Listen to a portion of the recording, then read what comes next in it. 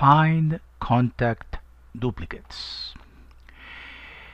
The functionality to find contact duplicates is extremely important, as you may imagine, because many times you want to know if you added a duplicate of a contact.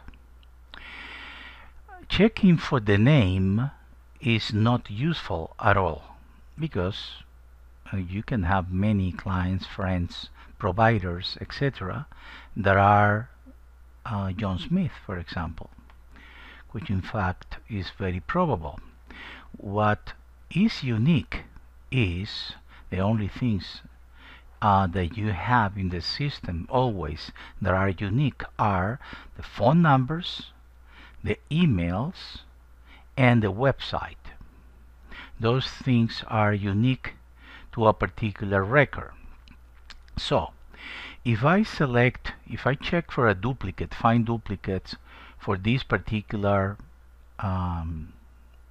contact here, and I say find duplicates, I can click on this D and find a duplicate only for this one.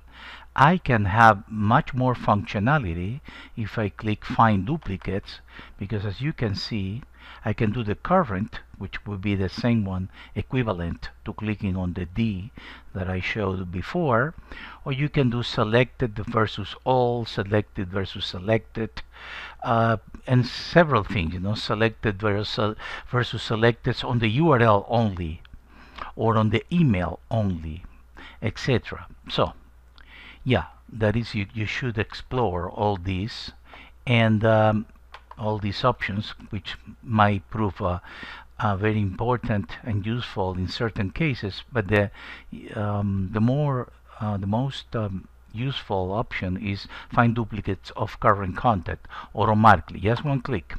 So I click the D, and I found just 1 out of 1, meaning that this one doesn't have any duplicates, at least not on phones or emails or URLs, website.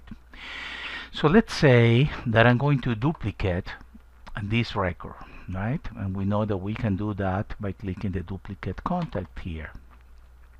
I'm going to duplicate totally, but I am going to change. Well, I'm gonna even delete these phone numbers, or maybe I'm gonna have a different phone number. That will be the result, well, of having a different number for this record. But I still have the email, right? And I have the website. So I am going to check this the duplicate, and I remember I have selected here 103 records or contacts.